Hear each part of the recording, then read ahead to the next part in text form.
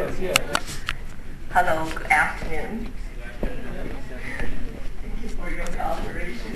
Okay, so it's our privilege to invite the distinguished guest from IOE, Institutes of Education in the UK, who is Dr.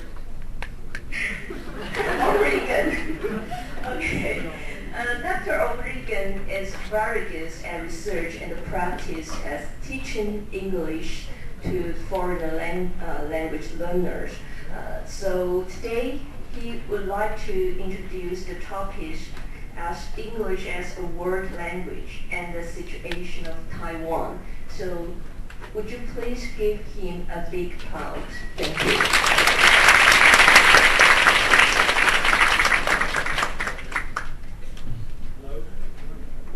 Hello, yeah.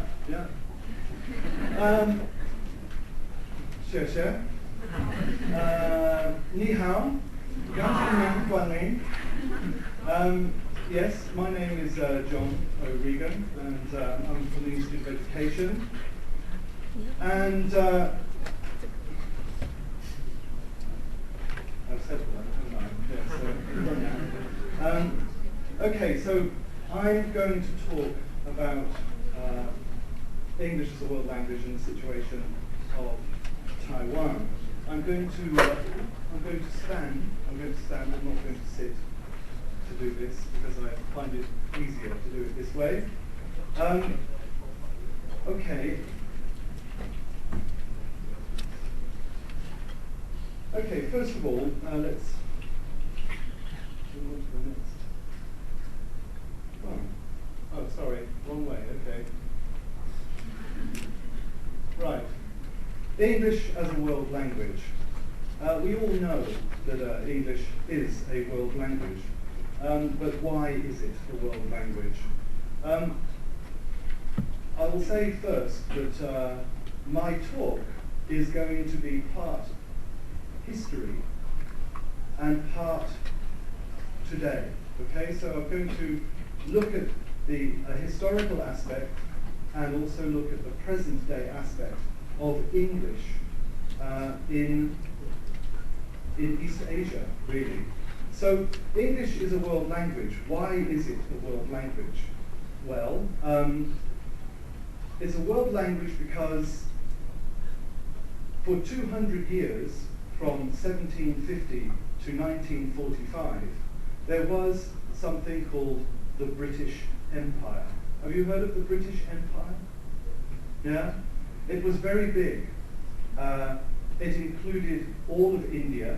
It included many countries in Africa, in the Caribbean, in North and South America, in the Middle East, in Australasia, and in China. And in fact, the place in China that was part of the British Empire, do you know what it is called? What is the place in China that was once part of the British Empire? Do you know? Hong Kong? Yes? You heard of Hong Kong? Well, I was born in Hong Kong. So that makes me Chinese, because I was born in China. Don't you think? No? Okay, maybe not. All right. Okay, so there was a very large empire, and it lasted until about 1945. But in all the countries which were part of the British Empire, in all the countries, English was introduced. And so English was spread around the world in many places by the British Empire. And then after the Second World War, when Germany and Japan were defeated, the United States of America became the most powerful country in the world. It became the most powerful economic country in the world, and it also became the most powerful military country in the world. And the combination of the two, the British Empire and the American economic empire, are representative of English language empires.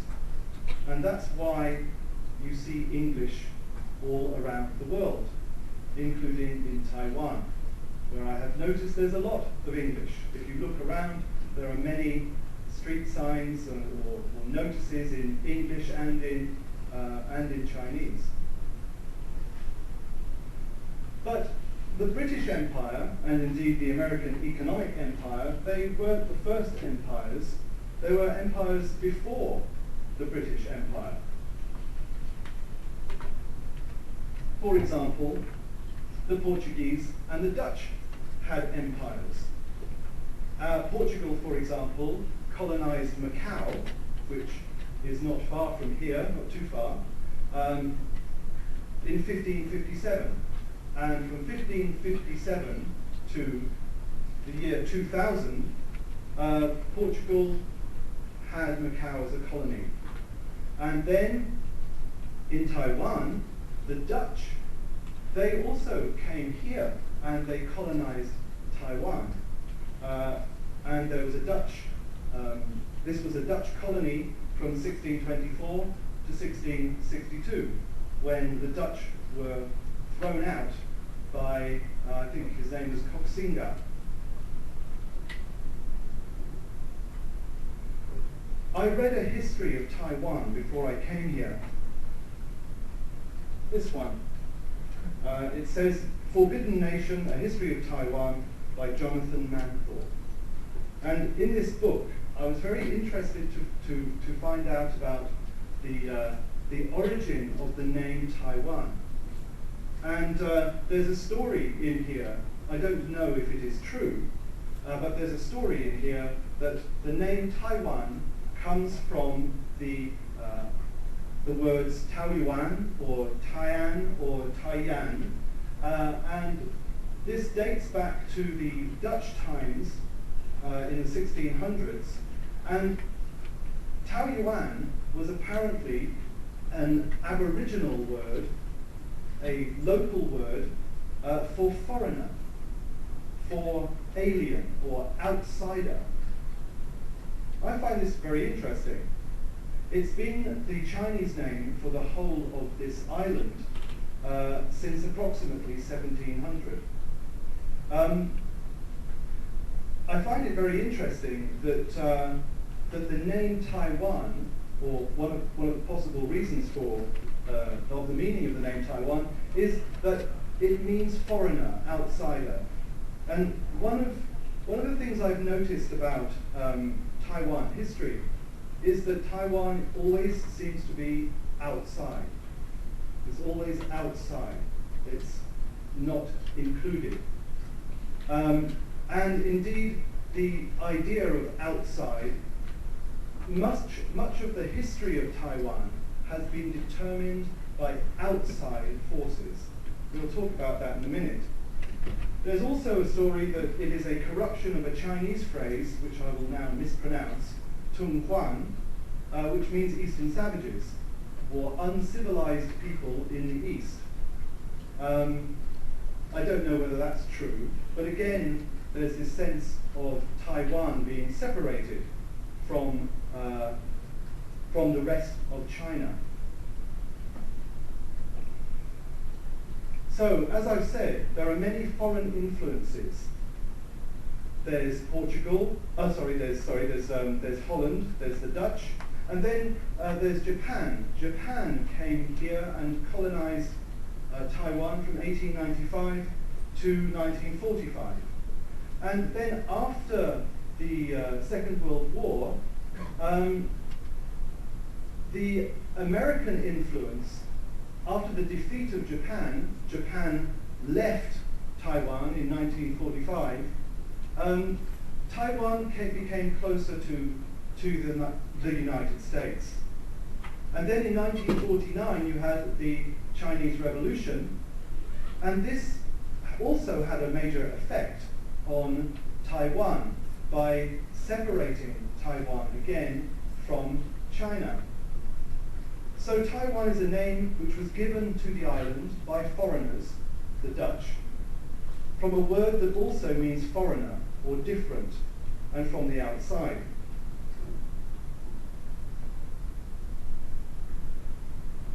Now the history of of China's relationship with the West is one of unequal treaties, particularly in the 19th century. The first unequal treaty was the Treaty of Nanking in 1842, and this gave Hong Kong to the British.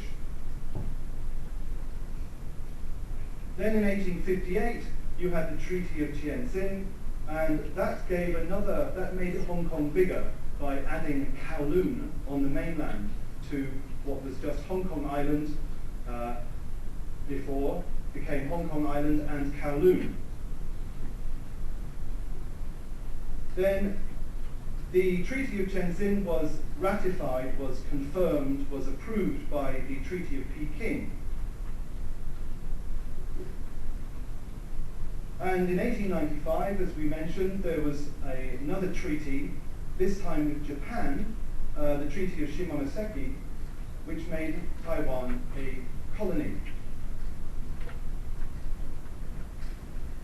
In 1898, there was another treaty, and this made Hong Kong bigger again by adding to Hong Kong the new territories, they are called. And the Hong Kong today is the Hong Kong of 1842, 1860, and 1898 all together. So Hong Kong wasn't always the same size it is now.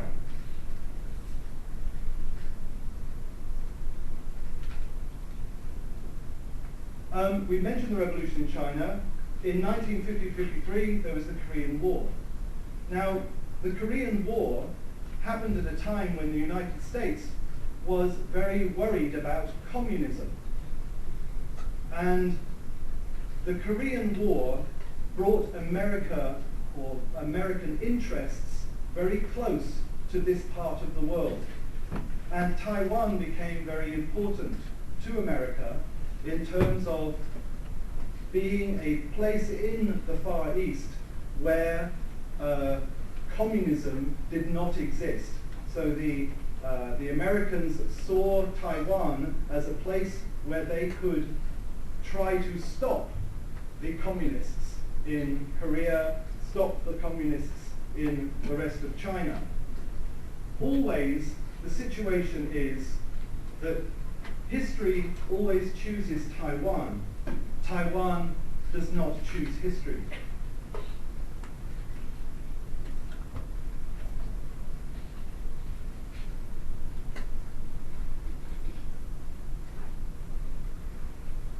Well, if we look at English in China, it goes back a long way.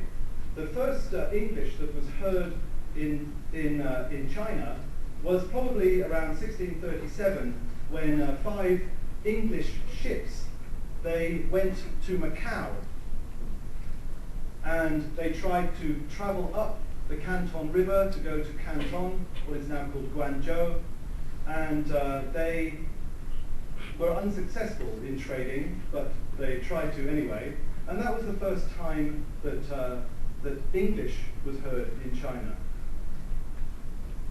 The Chinese imperial court in Beijing did not like all these foreign yi traders coming to China, and they wanted to keep them far away as possible.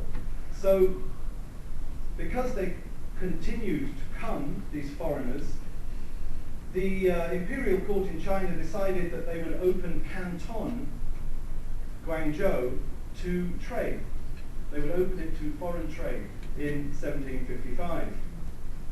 Now, as the trade developed, an English developed between a type of English called Pidgin English, developed between the English speakers and the Chinese. It was called Pidgin English, and Pidgin was a word that meant business. It was business English. The term Pidgin English refers to what's known as a contact language, and this is where two languages meet. In the middle, they develop a a mixed language, a language of many influences. So Pidgin English on the China coast was a mixture of English, Portuguese, Hindi, Malay, Arabic and Cantonese words. And it had a very simple grammar. In China, when in Guangzhou, it was not permitted, it was not allowed, it was forbidden to teach the foreigner Chinese. It was bad. So the Chinese imperial court believed that learning English was a bad thing because it would pollute, it would dirty Chinese people. It would make Chinese people not good in some way. But the Chinese imperial court in Beijing did not mind Pidgin English. They thought Pidgin English is okay because it's not a pure English. It's not a pure English, it's only a business English. So it's not something that is dangerous to us. It is not something that is a threat. This is an example of Pidgin English. I should say to you, actually, I have a handout of all of this which you will receive at the end.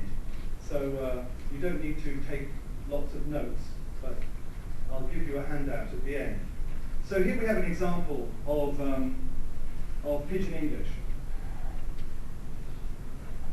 These are from, this example is from a book written by an American trader called W.C. Hunter, and he wrote about his life in Macau and Guangzhou in the 19th century. And he knew the Chinese traders in Guangzhou, and one of them was a very, very rich man called Hao Qua.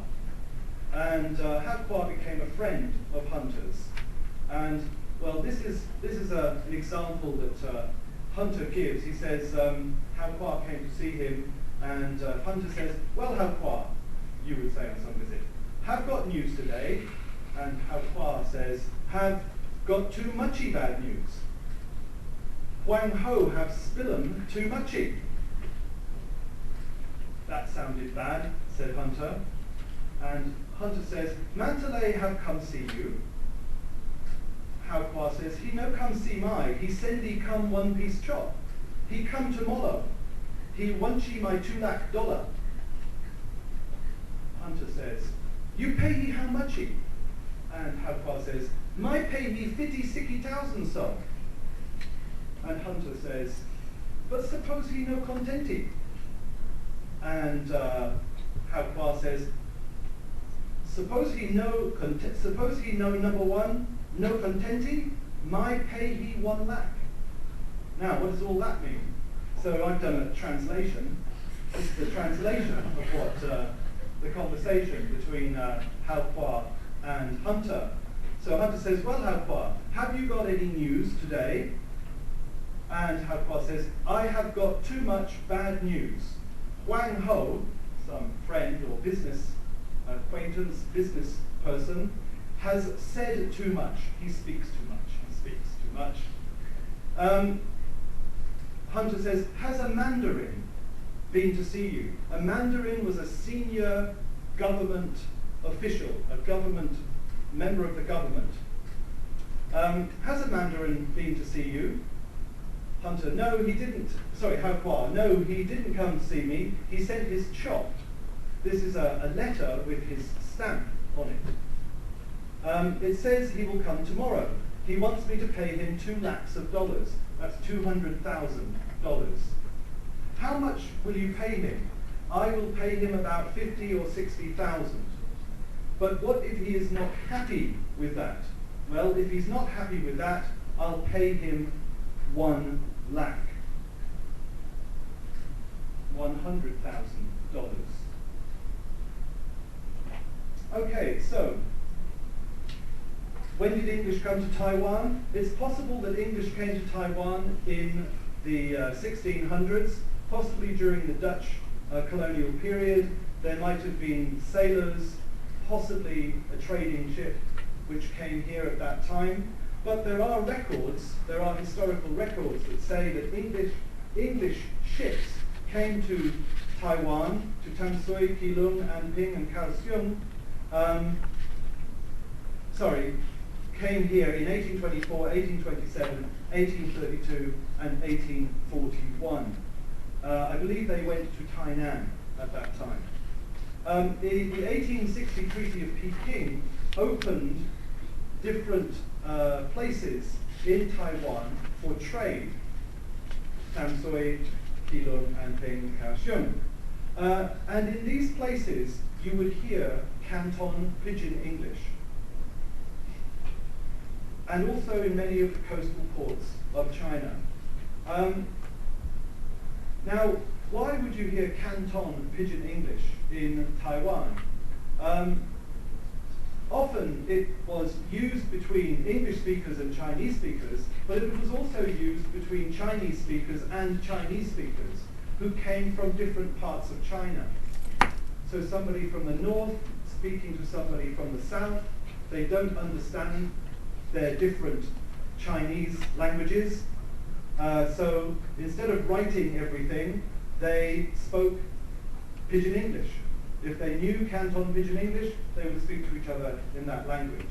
Now, Canton Pidgin English has disappeared. It's gone. We don't speak it anymore. Why? We don't speak it anymore because Chinese people stopped speaking it. They didn't like it as a language. But also the foreigners didn't like it. They thought it was baby language. They thought it was a stupid language. So they stopped speaking it. But many words in Canton Pidgin English still exist in English today, particularly in places like Hong Kong, where you find words like go down. A go down is a storeroom or a warehouse. Ama, servant. Kongi, which is a kind of rice porridge. Kumsha, which is a bribe. Pucker. Pucker, if you say something is pucker, in England you say, oh, that was pucker, you mean that was very good. And the word linguist comes from Portuguese. And indeed, that was the name that was given to the people, the Chinese people, who were allowed to translate between the foreigners and the Chinese. They were known as the linguists. Another word that was used a lot in Pidgin English, and which you will hear a lot in Hong Kong, and you also, I believe, use it here, is this word, ayah. When you are surprised, ayah, people would say. And I remember when I lived in Hong Kong, you know, a lot of people would shout this when something happened. Now, the development of modern English in China resulted from the establishment of mission schools. These were religious schools which were introduced into the different ports, the different places on the China coast and in Taiwan. Amongst the people who were influential in education at this time was one Dr. Robert Morrison. Morrison wrote the first translation of the Christian Bible from English into Chinese. And maybe some of you here, maybe none, but if you are a Christian and you have a Bible at home in Chinese, then you are reading the translation of Morrison. Morrison was very good, he was a very good linguist, and he spoke Chinese very well. He is remembered by many people today, and many schools are named after him. And there are Morrison Academies in Taipei, in Taichung, there is a Morrison Academy, and there are also Morrison Academies in Hong Kong. Now, when you learn about English today, this is the kind of information it goes around a lot. You hear this kind of thing a lot. This is from the British Council website. It says, English has official or special status in at least 75 countries with a total population of over 2 billion. English is spoken as a native language by about 375 million people, and as a second language by about the same number. That's a lot of people. There are supposed to be about 750 million people who speak English as a foreign language. You are amongst the 750 million. So it's a lot of people, a lot of people speaking English in the world today.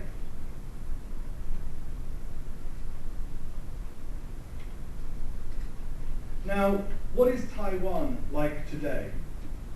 Well, the foreigner, Taoyuan, is still an outsider with China. I was reading in today's Wall Street Journal, there is a meeting, trade meeting of different countries in Asia, and Taiwan is going to be represented, is going to this meeting. Your president, or your prime minister, your president is going to this meeting. But the Chinese government in Beijing, they are against you being at this meeting. They don't want Taiwan there. And so Taiwan has changed its name to Chinese Taipei. And in this meeting, Taiwan will be called Chinese Taipei and China will be called China. So there is still this outsider situation here. But you have become a modern democracy in this country. You have income levels, you have wealth levels, or GDP, gross domestic product levels, which are the same as or more than European countries, many European countries. In 2009, 708 billion US dollars is what Taiwan produced in that year. Hong Kong and Macau, they are ex-colonies now, and they are political insiders with China. They are inside. And they're using this system called one country, two systems. Have you heard of it? One country, two systems?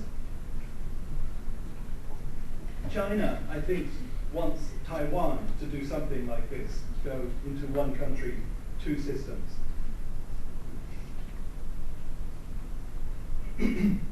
Now, why is Taiwan outside and why are Hong Kong and Macau inside? The main reason is that Hong Kong and Macau were colonies when the decision was reached to make Hong Kong part of China and Macau part of China. But if you think about Taiwan, Taiwan stopped being a colony in 1945. And so today, it's not a colony, it's a democracy.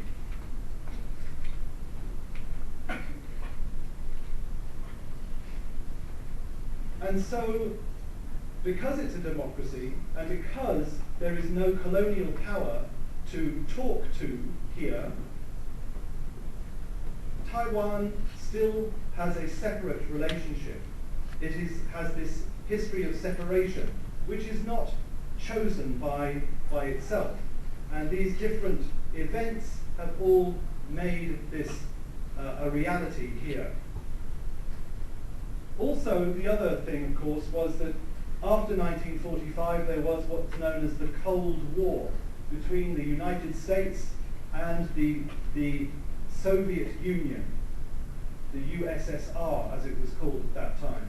And this war, this Cold War between America and between the Soviet Union divided the world into a communist part and a Western or democratic part, and Taiwan became part of the American side in the Cold War.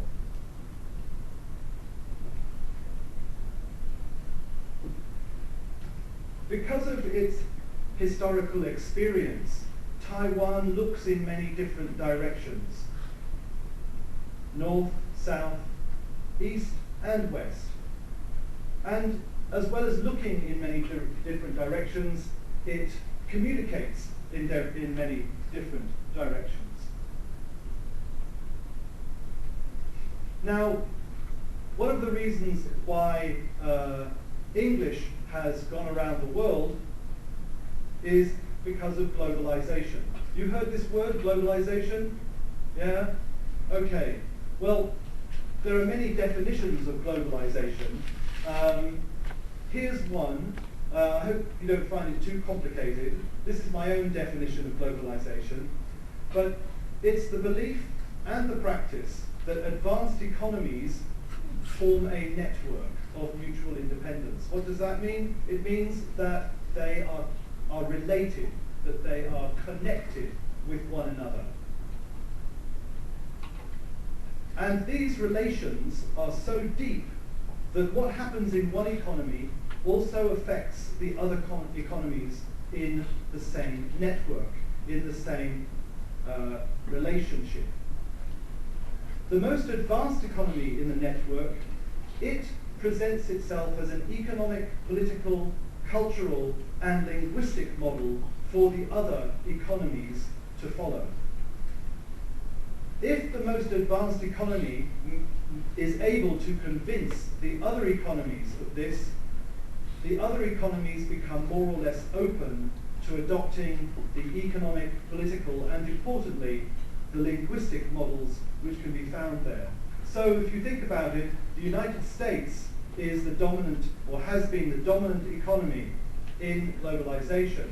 And so, United States politics, United States economics, United States culture, United States language has become important in globalization. And this is one of the reasons why English is so important. It is the first language of globalization.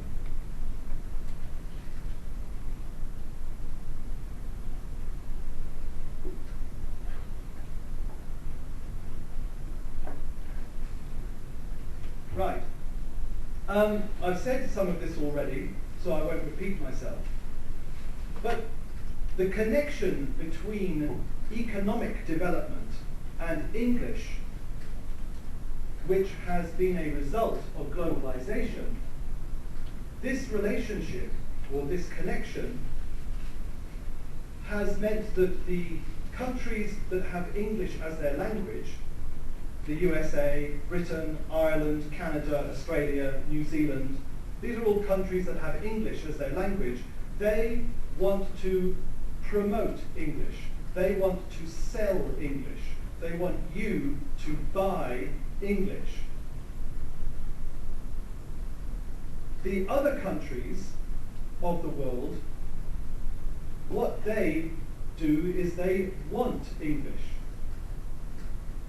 The English countries, or the English-speaking countries, want to sell you English, and the countries of the world that do not have English as their first language, they want English. Places like Taiwan, Hong Kong, China, the rest of the world. Of course, the ex-colonies like Hong Kong, India, and Singapore, they already have large English language communities. Something like 40% of the people in Hong Kong, of the Chinese people in Hong Kong, can speak English or use English every day. And they also have established English language or Anglophone cultures and established business communities which work in English.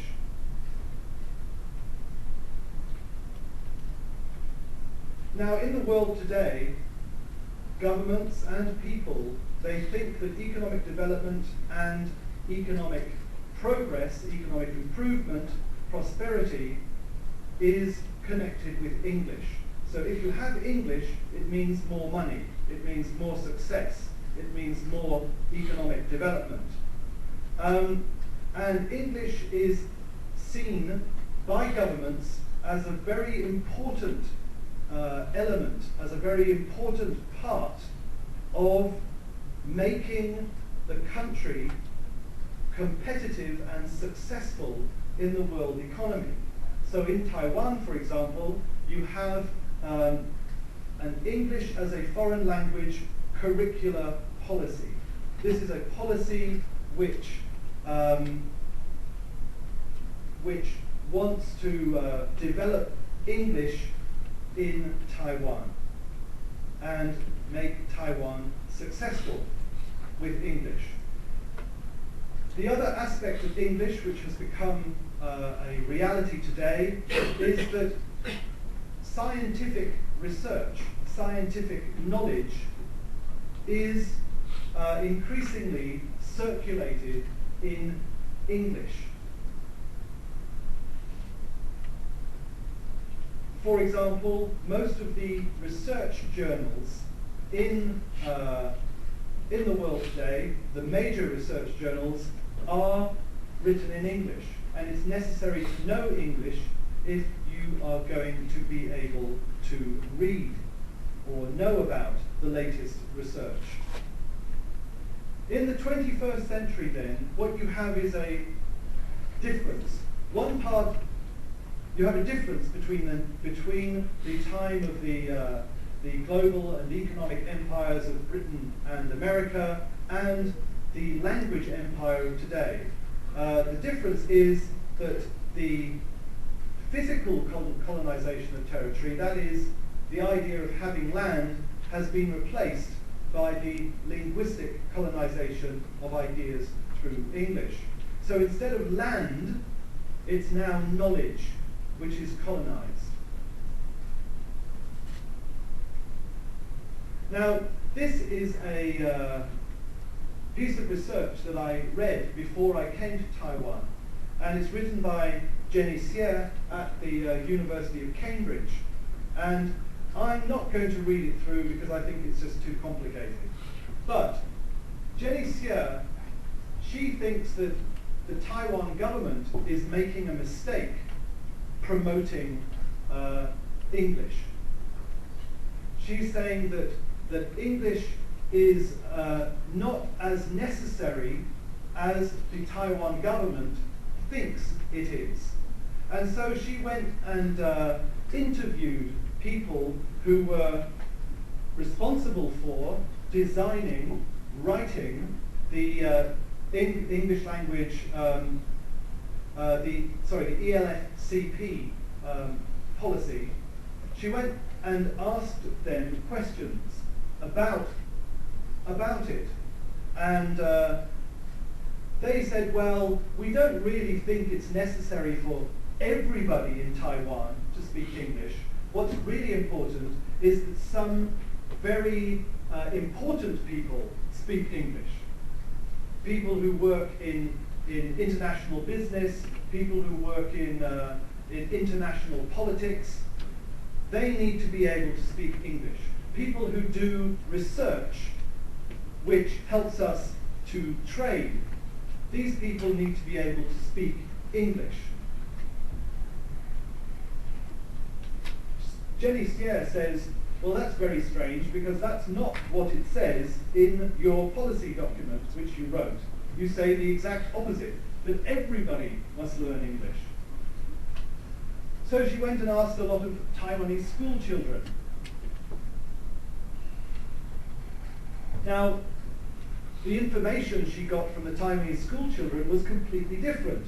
They said that they had to learn English. It was necessary to learn English. You must learn English because that will make Taiwan successful. They also said that English was very important for finding a job, and that English is, this is the one I found most interesting, English is the most important language in the world, is what the students said. So Jenny said, oh, that's interesting. I will go and ask managers in the top 50 companies in Taiwan what they think. Now, I won't read it, but the managers said, no, no, English is not so necessary. It's not so necessary. Only really about 5% of the people who work in the company need English. And we can teach them English here. They don't need to learn English in school. They don't need to learn English in universities. This is all very surprising because these managers do not speak English. They can't speak English. Now, I was thinking, well, what does that mean?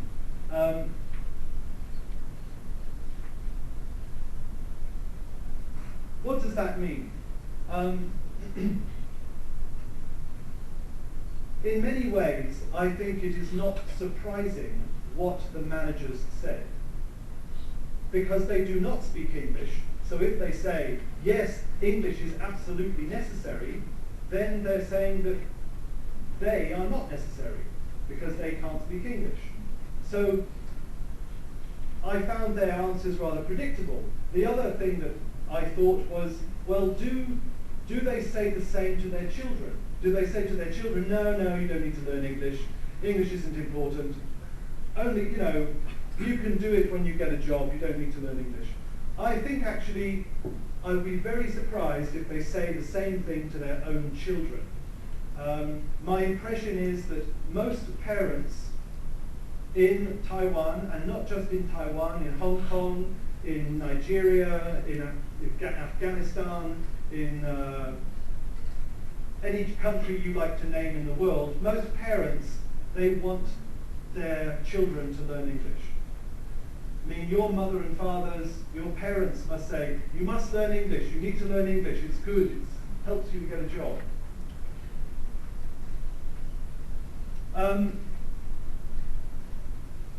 Is English an elite pursuit? Well, what does that mean? It means, is it only for important people? Is English only for important people? Is English only really for people who work in international politics, in scientific research, and international banking? Is it? Well, my view is that it is an elite pursuit in a way, because people who are the most important usually have the most money, and so they spend a lot of money making sure that their children learn English. If you try to control English, if you say, okay, if the government says, well, we're going to stop teaching everybody English, they will become very unpopular. And you live in a democracy, and in a democracy, if you do not like what your government does, you can vote them out. The other thing is that English is a world reality, and, well, to try and reduce English or control English is not good for society, for relations in society. The big question that is asked today is, what English? What English should we teach? Now, a lot of people think that there is English, like the English I speak. Yeah, I am a native speaker of English. It is my language. I speak it. There are other kinds of native speakers. There's American native speakers, and there are Australian native speakers. But British English, which is the English I speak, and American English are a little bit different. They have differences. They're not the same. Australian English is also different. So really there's more than one English. But also, you can divide the world into three areas. You have the English countries, the English-speaking countries like USA, Canada, Britain. Then you have ex-colonies like Singapore and Hong Kong, where English is a second language. And then you have places like Taiwan, Japan, France, Brazil, where English is a foreign language, where you have to learn it as a foreign language. What you have is actually many Englishes. There's more than one English. There is Indian English, there's British English, there's also Singaporean English, there's Hong Kong English, there's Nigerian English, there's Japanese English, there is Greek English, there is Taiwanese English. And a lot of researchers in my area do not talk about English anymore. They talk about Englishes, plural, more than one English. Now, this creates a problem for teachers. What English should they teach? Should they teach in the classroom? What is the best English to teach? Now, I have an academic view of this, and my view is that English is very closely related to globalization. And the English that is related to globalization is the English of America, the English of Britain. If you are going to stop the English of America or the English of Britain being the English that is used in classrooms around the world, then you need to stop globalization. You have to stop globalization. Now, there's a lot of people in linguistics, in language education, who argue that we must stop using American English and British English in the classroom. It's not relevant because there are many Englishes. Now, yes, there are many Englishes, but I think it is the word is naive. Naive means like not very intelligent, innocent, not really thinking clearly. Because, as I said a few minutes ago, if you want to stop American English, you want to stop British English being taught in classrooms, you will have to stop globalization. You will have to stop capitalism, basically. And I think that is very, very unlikely. Even though there is a lot about capitalism which I do not like, because it creates a lot of social inequality. There are always winners and losers in every kind of society. But capitalism ensures that there always will be people who lose in order that other people can win. And it creates a lot of social inequality. And it creates social inequality even in the richest countries of the world. You only have to go to Britain, where I live, go to London, you'll see a lot of people sleeping on the streets. If you go to the USA, you'll find the same. You'll find a lot of social, well, the word is social deprivation, but disadvantage, people who lose. And this is a big problem with capitalism, and it's a big problem with globalization as well, because it makes different parts of the world winners and other parts of the world losers. Amongst the biggest losers in the world at the moment are the countries of Africa. They are amongst the poorest countries in the world. Also some countries in South America, such as Bolivia. Bolivia is the poorest country in Latin America. Okay. I'll say one more thing. I'm going to move this on a bit.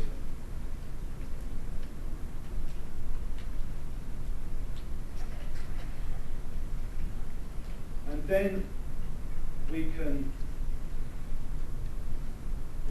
talk. I just want to get to the future. That's it. The future. Now, there's a big debate, there is a big conversation in the world of language education, in English language education, about what kind of teacher is the best teacher of English. What kind of teacher is the best teacher of English? Well, I think that English has changed around the world. We have many Englishes. One of the realities of the world is that there are more non-native speakers of English, people like you, than there are people like me, native speakers of English in the world. Also, most of the teachers of English in the world, most of them, the majority, most of them did not learn English from a native speaker. They learned English from other native speakers. And that's a reality around the world. So my opinion is, because English is changing, because there are world Englishes, the best teachers of English in the future and now are non-native speakers of English. I also are non-native speakers of English who are qualified as teachers. So qualified non-native speakers, I think, are the best teachers of English. I also think that qualified native speakers of English are and can be very good teachers if they know and understand the concept of world Englishes. The worst kind of teacher in the world today and in the future will be unqualified native speakers. Native speakers who are not trained as teachers are not the best teachers to learn from. And that is my view, my opinion. So the future of the world is very complicated. I don't think that American English is going to go away. I don't think British English is going to go away. I think they're going to stay. But I think that China English is going to become more and more and more important because of China PRC is becoming the biggest economy in the world. It will pass America soon. It will pass America. And when it does, however long it takes, when it does, China English is going to become more and more important. This is already recognized, this is already known in international banking, for example. In international banks like HSBC, the people who work in the bank, they are being trained to speak a simple English. What do they call it? They call it Globish. Globe, world, Globish. Globish is the pidgin English of today. And it is for native speakers to learn Globish so that when they are talking in international contexts to non-native speakers, that they speak in a way that everybody will hopefully understand and not use a lot of complicated vocabulary, a lot of complicated grammar, so that people can understand. Now, I have other views about Globish, which I won't talk about now. All I really want to say is this. Cheers. Thank you.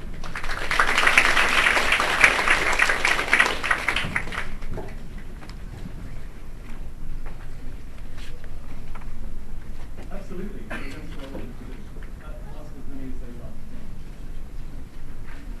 So please think about what I've said, and when you feel you have a question, just ask me a question.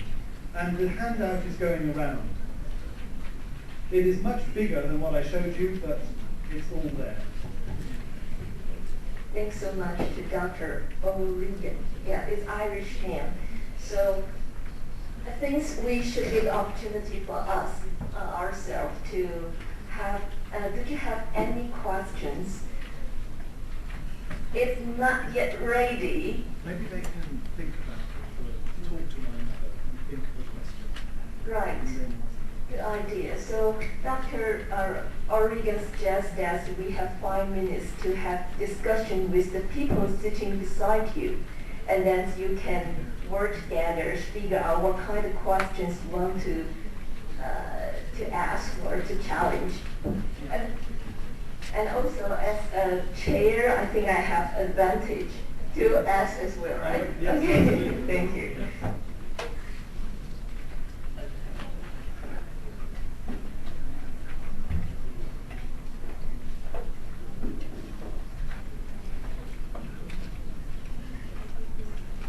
Yeah, give them 5 minutes.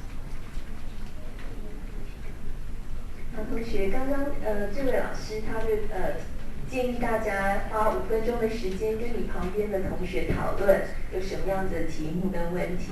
那这位老师他在推手就是教英文教外国学生英文这件事情上面有很多的研究跟实际的工作经验，所以你们也可以就您的学习经验或什么的一起来讨论，我觉得也是很不错。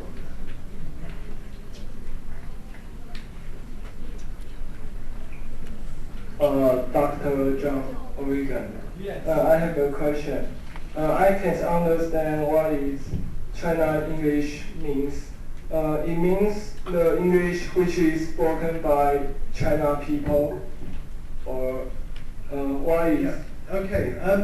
Yes, it is that. Yes, it is that. And if I go back through my slides, I'll find the place where I can show you what China English is. Here we go. This is an example of China English, or Chinese English, or English with Chinese characteristics. Now, there's a whole range of people working in the area of world Englishes. I'm one of them.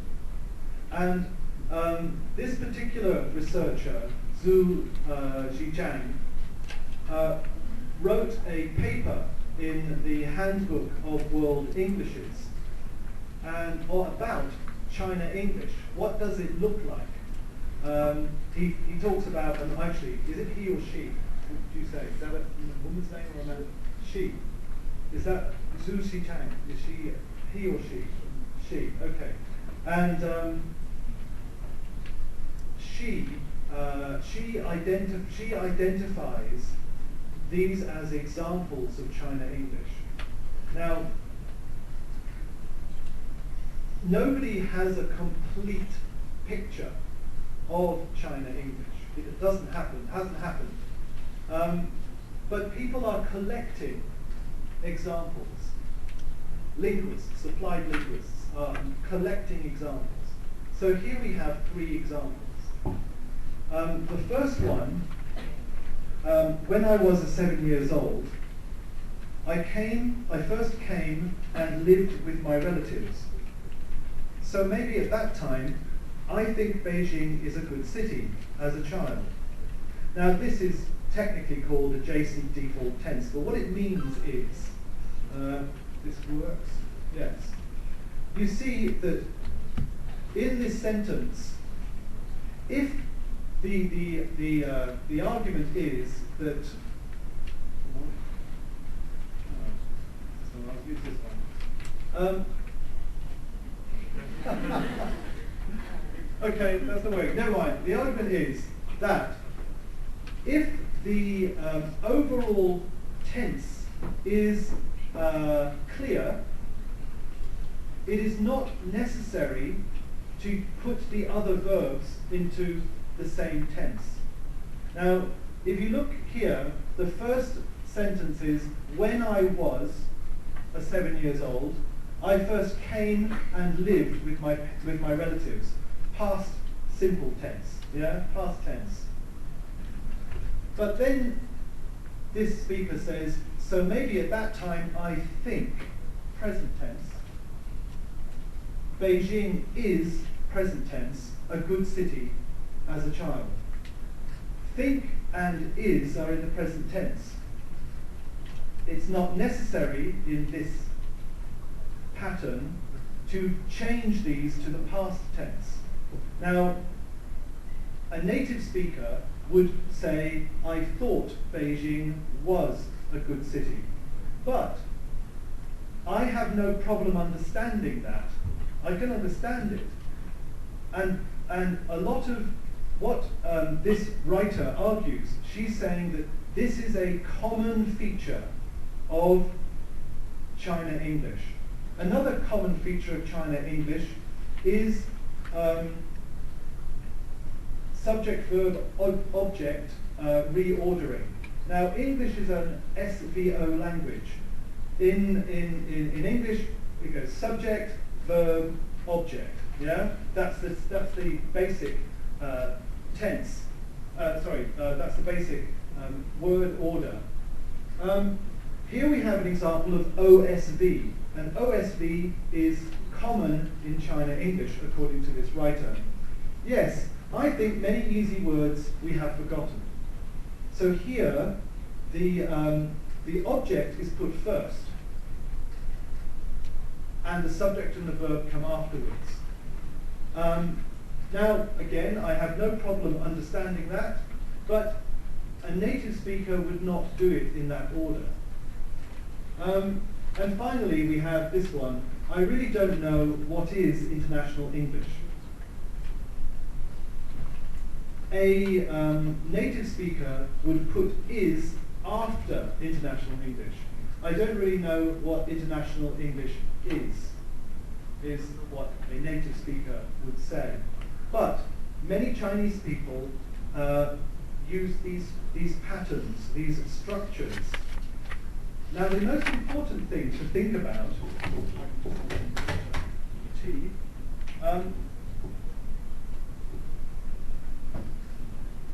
I think the most important thing to think about is whether people know they are using them. Now, the argument of World English's researchers is that most people don't really know that they're using these patterns. They don't consciously think about it. They just speak. That's what we do. We speak. We just go blah, blah, blah, blah, blah, blah, blah. And we speak. We're not thinking about it. And if you tell them, oh, but you do this, they go, no, I don't do that. But they do. And many people in the world, not just in China English, but in, say, Greek English or French English, they will say, no, I don't do that, but they do. And that's why we call them different Englishes. Is this wrong? That's another very good question. Is this wrong? Is this a mistake? What do you think? Should this be corrected? Should I say, no, don't say that. You must say, I think we have forgotten many easy words. Is anybody here going to be a teacher of English? Over this way. You're looking for me, right? No. You probably already are. But I'm thinking of these people going to be. Yeah. But indeed, for me, no. I don't consider that wrong. But what I do in the classroom is that if a student would say that, I would and say it in the form of a question. What I would do is I would repeat the question back to them using my American English. Okay. So the other students in the class, or the student who actually spoke it, gets their version and they get my version. Okay. Yeah. That's certainly a very good way of approaching it. But I think it goes further than that. It's about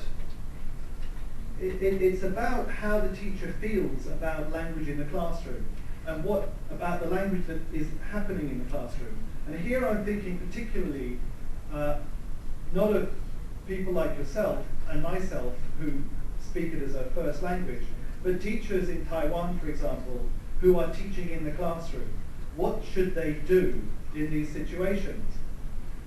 There is a lot of pressure on non-native teachers. There's a lot of pressure on them to adopt an English as an international language model. And these are people who have perhaps, because Taiwan, the dominant English, or the dominant foreign English, is American English. Many of these teachers, or all of these teachers, have come, they have used American English as the model. That's the standard. And everything that is different is wrong. Now, that's fine. That's fine. I think that the pressure on non-native speaker teachers to adopt English as a world language or English as an international language is unrealistic. As much as it's a reality, it is unrealistic. I was at the Taiwan, I'll get this in the wrong order now, the Taiwan National, hold on, no, what's it? The National Taiwan Normal University. Thank you, I got it. NTNU in Taipei. Yeah, could you translate that? Where was I? 台湾师范大学. Okay, I was there. And all the people I was speaking to, they were all going to be teachers. All of them. And they asked me the question, they said, well, you know, what model should we use in the classroom? My answer is, use what you know. Use what you know. Don't try and use something that is not you. You speak English. If your students come to you and say, well, which one is correct? Is it that one or that one? You know, which one is correct? This one or this one? I would say, well, they're both correct, but I say this one. That's all. Now, I think that it's unrealistic to expect teachers to be teaching something that they aren't comfortable with. They need to feel comfortable when they're teaching. There's another debate in our world where the native speakers inhabit what kind of English should we be teaching. It becomes quite academic, really, but certainly we need to look at how we are teaching English. I'm not in favour of using English as a vehicle for an idea that correct English is British English, correct English is American English, correct English is Australian English, and all the other Englishes are wrong. I don't believe that. But it's a difficult issue. So since there are so many non-native speaker teachers out there, my advice to them is do what you know. I'll tell you, when I was training to be a teacher, I lived in Spain for 2 years, my first job outside Britain.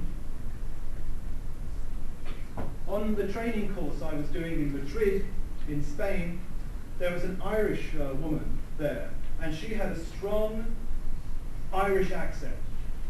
And in one of the classes we were teaching, we were talking about France, and she talked about the capital of France. Do you know what the capital of France is?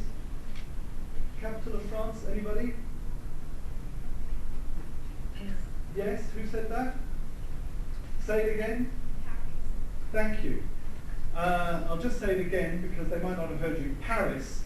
So you pronounce it the same as me, Paris. Do you know how my Irish friend said it? She said Paris. Paris. And everybody went, what? Paris? And so, which is correct? Is Paris correct or is Paris correct? Well, frankly, they are both correct. Use what you know. Be yourself. Be you. Be yourself in English. Make English your own. You don't have to be an American to speak English. You don't have to be a British to speak English. You can be you and speak English. And that's what I think is the most important thing. English will still be very important for the people at the top, and people in science, people in international politics. They will still have to learn British or American style English. And they have to be able to speak it and write it, most importantly. But for the majority of people in the world, and this is just a fact, not something I want to happen, for the majority of people in the world, they will not be working in international diplomacy. They will not be working in international banking. They will not be working in those super elite professions. And so it's okay for them to speak their own English. Thank you. Okay. I was reminded about the time. Oh, really? So, yeah, so for time reasons, are there any friends structure already your questions or by the chance? And by the way, thanks to Gary and Wang Yi's contribution. Can I make another contribution while I wait for them? Of course. Actually, I'd like to know where you came up with the. I mean, speaking about language, where did you come up with the Globish? Globish? Yeah. It's become quite. I mean, I actually came up with it. A friend of mine from Hong Kong, who I'm going to see after I leave here, he came to visit me in London about 3 months ago, and we were sitting in a pub, and he turned to me and he said, "Do you know what the new international language is?" And I said, "No." He said, "It's called Globish." And I hadn't heard it until then. Okay. But since then, I've seen an article on Globish in the Financial Times, and I saw another article on Globish in Newsweek. Oh, okay. And it's doing the corporate rounds. Okay. That's what they're calling it. And so you've got training courses going on in high finance and in international diplomacy and such like in Globish. Okay. That's where it comes from. All right. Okay. Thank you. Yeah. Okay. Who are inspired to ask questions? I think all of us sitting in these rooms have experience to learn the second or even third foreign language. So maybe you'd like to share your experience. Or should I name the person? Mark?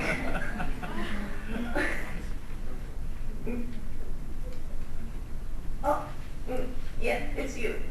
Me? Yes. I want to ask a question about Globish. Has Globish have any rule about like grammar? The rules are not very well developed, but Globish is just really about do not use complicated grammar if you can. Try not to be too complicated in the grammar that you use. So, for example, instead of saying if I had known about it, I would have come with you. If I'd known about the party, I would have come with you, which is a third conditional. You say, I didn't know about the party, past simple, so I didn't come with you, past simple. Is a simplification, it means the same thing. Try not to speak too quickly. Try not to use colloquial language, like slang, or expressions which are very culture specific. It was really far out when I went to see that film the other night. It was really far out, and it really blew me away. Most people will not understand what you're talking about. So people are being trained not to use expressions which are very culture specific, which most people don't know outside Britain or outside America or outside Australia. So use language which is more internationally identifiable, not local language. And don't use complicated vocabulary. Like, avoid phrasal verbs. Don't use phrasal verbs. It really put me off. Yeah, I can't put up with this anymore. These kinds of expressions, a lot of people think, what does that mean? The aeroplane took off. Took off? Took off its jacket? Took off its, I don't know. These are phrasal verbs which cause a lot of confusion to non-native speakers. But they're very culture specific. Does that help you? No. Can you give us an example of Globish. any examples of Globish? Well, I thought I just did that, but well, examples. For example, you could say, I went to John's lecture and I couldn't follow it. Now the verb to follow, well, if you walk that way and I go behind you, I am following you, yes? But if you say, I went to John's lecture and I couldn't follow it, what does that mean? You don't mean you were running around chasing my lecture. It means, what does it mean? I couldn't follow it. That's right, it does mean that. But a lot of people, follow is confusing, it's misleading. It doesn't immediately suggest, it does not immediately tell you that it means understand. Maybe you can guess, but people are being trained to recognize there are words that have more than one meaning, and to use the word that is most closely related. So instead of saying, I couldn't follow it, say, I couldn't understand it. And that is clearer than I couldn't follow it. That's the argument. Now, I'm not so sure about the term Globish. Some would say it should really be called English as an international language, and there are others who call it English as a lingua franca, ELF, or ELF. But there is a lot of controversy, there is a lot of, people disagree a lot about what it is. Nobody has done a dictionary of Globish. There is no grammar book of Globish. There's just some ideas, that's all, really. But, you know, we'll see what happens. Right, thank you. I think once we thank Dr. O'Regan again for giving us historical and conceptual understanding of English in this real world and put us in this great context, and we know how important English was and how it will be again. Thank you very much. Thank you.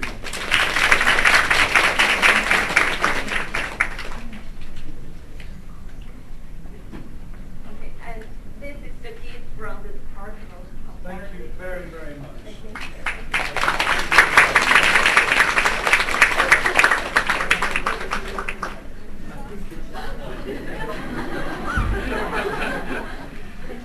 Okay, thank you very much.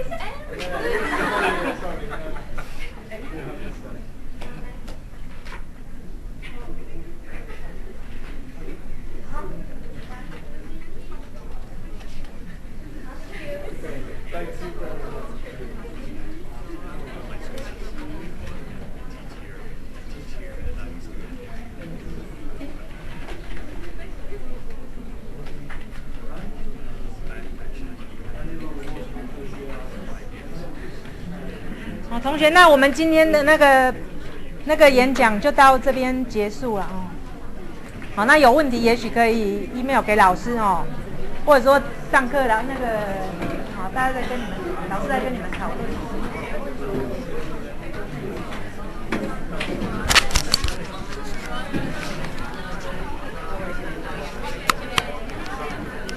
那个香菱可不可以留一下？那个，我们是约明天吃饭，对不对？啊，对。是跟你们3个，静怡跟焕宇啊。我们要约哪里？你们知道宝雅对面有一间火锅店吃到饱的，那间你们觉得怎么样？玉酱吗？对啊。玉酱。你们有没有去过？那鸳鸯火锅。还是你们要吃那种像寄居蟹或者是千叶那一种的？都可以。没有，就看你们那个。都吃过。那我们3个这样 OK 吗？我们3个可以。对，好像就你们3个啊。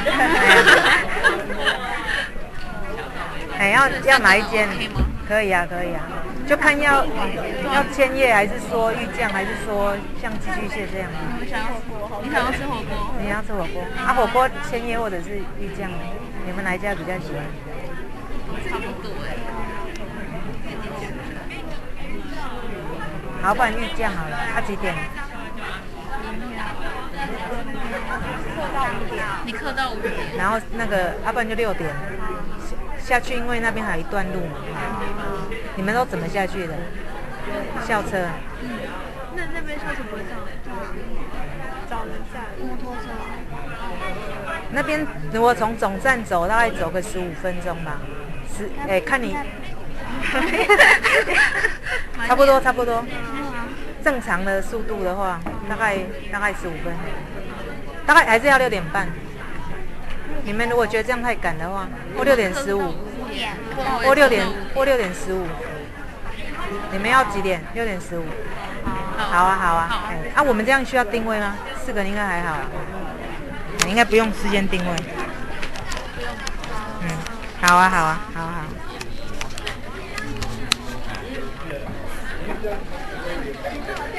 哎呀，以前老师怎么消失了？